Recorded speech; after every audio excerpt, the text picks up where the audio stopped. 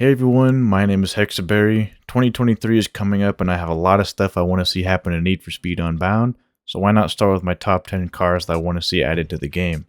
I am 99% sure that none of these will even be considered to be added to the game, but I can dream, right?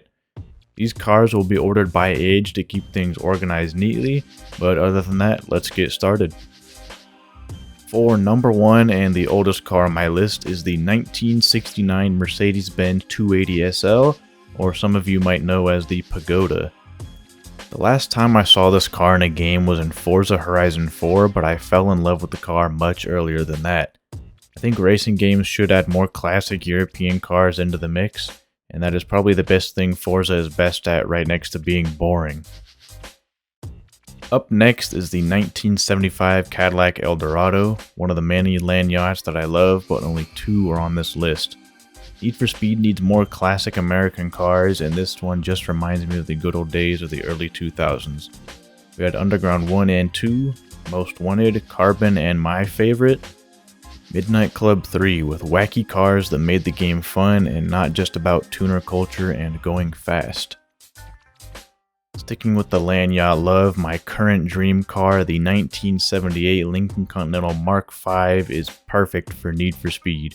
A 6.6 liter V8 with a whopping 166 horsepower and a 0 to 60 in about 12 seconds. This makes this 19-foot long behemoth the next meta car. Criterion and EA, please, I beg of you, please add this to the game. And then here comes a car to contrast the Mark V, which is the 1980 Honda Prelude. I fell in love with this car about a year ago when I actually had the chance to buy one at a price that I thought was worth it.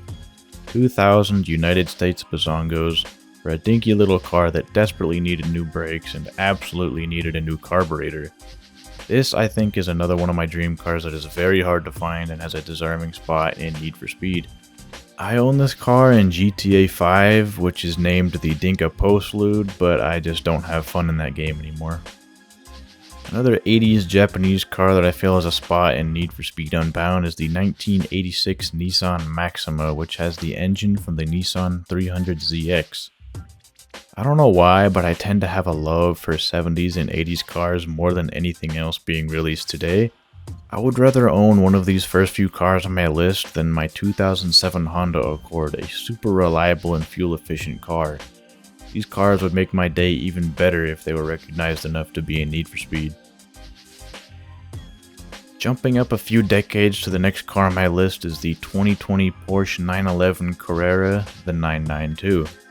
There are just plenty of new Porsches in Need for Speed Unbound, but none of them are the newest generation 911. And this is the generation that I feel looks the best compared to the most recent models. Up next is the newest generation of my car, the 2022 Honda Accord. I honestly think these cars just look really cool and could have some nice customization options. It would also be a great car to add because there might be a lot of people who play Need for Speed that actually own this current gen Accord. One thing missing that I really enjoyed from early Need for Speed and Midnight Club games was the use of luxury SUVs. The 2022 Lincoln Navigator is one of the two SUVs that I think deserve a spot in Unbound. We have a version of this car in GTA 5 named the Dundreary Landstalker, and I think it would be a great addition to Unbound. Sticking with luxury SUVs, the 2023 Cadillac Escalade V I feel would be a very popular choice for those who crave something big like this. We need a fast SUV like this to rival the Lamborghini Urus, G-Wagon, and the Land Rover. Last but not least, I think we can actually agree on this, the 2024 Ford Mustang GT would be an amazing addition to Unbound. I wouldn't mind the Dark Horse edition or just even the standard GT. We have the 2018 Mustang in the game right now, but it is just the ugly convertible version with an even uglier soft top option. You'd think they would add a coupe version considering the Lamborghinis have every single trim level and roof option in the game, taking up 20% of the car list. And now I just genuinely want to thank everyone who has watched my Need for Speed Unbound Metacars video and also those who have subscribed recently. The channel is gaining traction thanks to you. I know I have to get to responding to your comments, but if you're watching now, I'll just let you know that I appreciate you all so much. Whether if you agree or not, I still appreciate the comments. I genuinely love this game and I love making videos over it. And you guys just keep the motivation up, so I just want to say thanks. With all of that said and done, this is the end of the video.